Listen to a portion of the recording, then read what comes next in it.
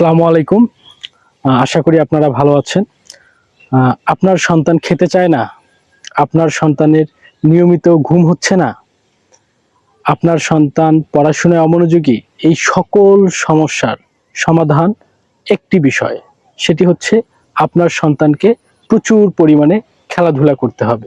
Physically তাকে খেলাধুলা, আমি বারবার কেন এত খেলাধুলার কথা বলি, চলেন খেলাধুলা এই সকল সমস্যার সমাধান দিতে পারে।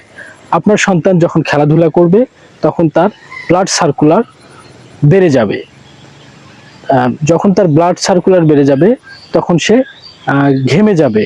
যখন সে ঘেমে যাবে তখন সে টায়ার্ড হবে, ক্লান্ত হবে। যখন সে ক্লান্ত হবে তখন তার ক্ষুধা লাগবে। যখন তার ক্ষুধা লাগবে তখন সে তার খাবার রুচি বেড়ে যাবে, সে খাওয়া দাওয়া করবে।